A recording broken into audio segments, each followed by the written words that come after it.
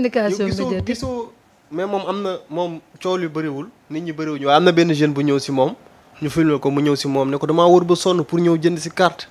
waaw. am na daanoo vidéo boobu.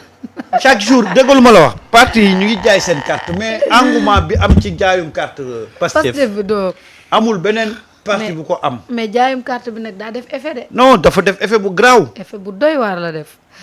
effet bu graaw moo tax nag tous les moyens sont bons pour essayer de briser cet élan là ñun nag ñoo leen ko dul may. su fekkee ne dañu war a occuper benn espace. mais ça ne coûte rien d'aller demander une autorisation. parce que c'est comme quand tu organises un événement sur ci place publique espace public bi. da ngay dem demander autorisation ñu accorder la ko et puis nga def ko tranquillement à défaut nga dem def ko benn kër wala benn siège nit ñi di dugg di génn di jënd seen carte bu dara briser ci li ñu nekk. bu dugg ak génn bi bëree ñun leen bàyyi leen dugg génn kër gi ñi fi dugg ak di génn daa bëri. yàlla gis na lépp. doy kii Charles Mendy ne la Barth 5 cartes la jaay. 5 cartes xanaa moom la ak jabaram ak papam. donc pour te dire que bu leen dara freiner y a toujours des possibilités. pour ngeen organiser seen njaayum carte tranquillement sans problème. donc bu leen ko dara retenir. bu leen dara freiner ci loolu. dañu nekk ci dëkk. boo xam ne tey y a des choses yoo xam ne yoon moo la ko may. tey bu fekkee ne fi ngeen di defee c'est susceptible de créer benn bouchon wala créer benn impossibilité de circulation des trucs allez demander une autorisation c'est très simple parce que dafa mel ni rek tey ki nga xam ne dafa bëgg a organiser benn sabar mu war ko def ci espace public bi da ngay dem demander autorisation. soo demandé autorisation ñu may la nga sabaru bu leen neexee ngeen fecc ba sàllar ñi ko kenn du leen ko tere c'est juste ça il faut pas prêter le flanc.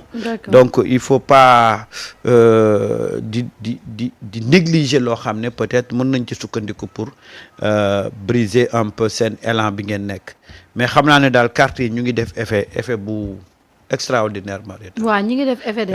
xanaa xamoon njaayum carte bi sax moo indi félicitation Bassir bi. waaw démb dama doon njaayum carte bi daa def effet de. gis nga Yoff démb lañ lancé.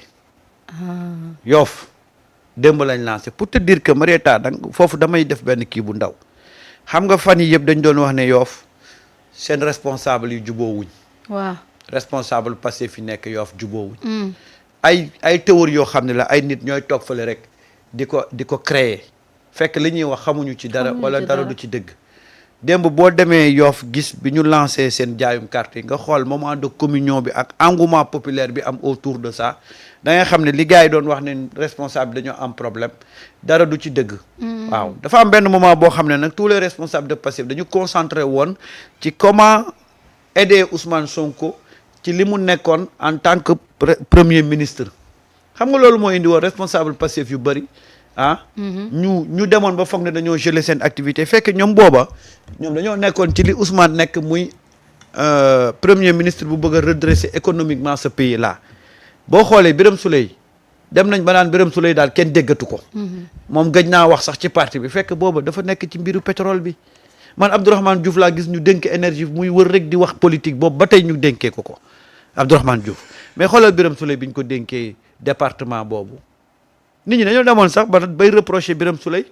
pourquoi on le voit plus ci les activités de Pastef fekk nag charge ministre yi mu amoon moo ko téye woon tu sais les gens de Pastef là c'est l'occasion de vraiment féliciter ces ministres de Ousmane Sonko là. oui 2 ans yi ñu fi def dañu sacrifier woon lépp jublu ci li nga xam ne moom mooy sas bi ñu leen joxoon te wax dëgg fa yàlla ils ont pu réaliser des choses extraordinaires et contrairement à ces nouveaux ministres là bañ leen faleeg léegi kenn waxu ci waxu lu jëm ci wàllu administration ci seen fonction Abdourahmane Diouf sorteem yi mu def yëpp dégg nga mu wax ci waxu secteur bi ñu ko dénk déedéet bañ ko falee ba tey waxu politique rek lay wax kese atam lañ ko jox at Marieta xoolal les dernières sorties du président de la République dégg nga ko mu wax ci réew mi président politique rek nga koy dégg mu wax. waaw day politique. voilà mais c'est ça qui est dommage tey da ngay xool ñu ne la attends nga xool liñ la wax ci ne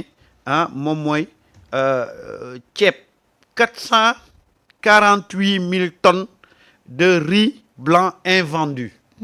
448 000 tonnes ca vallée du fleuve. politique bi la ñu ngi jooy amuñ kuñ ko leen déglu. alors que Ousmane il avait anticipé Ousmane Sonko il avait signé des conventions avec des ministères pour que ñu am quota boo xam ne dañ koy jënd ci ceebu mbéy mi ma ne taal loolu yëpp tey kenn waxatu ci c'est ça qui est dommage on ne parle plus du Sénégal.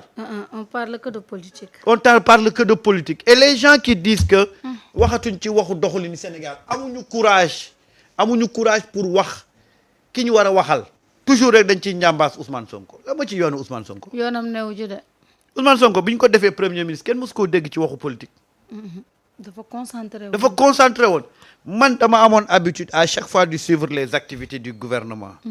di dagg ay kii di def ay coupures bu ñu defee réalisation wala nga gis ñu signer benn convention wala ñu def benn teg benn acte man dama ko doon mais gëj naa def coupure gëj naa dagg ndax kenn waxatul waxu Sénégal da nga yorati loo dagg. yoratuma lu ma dagg.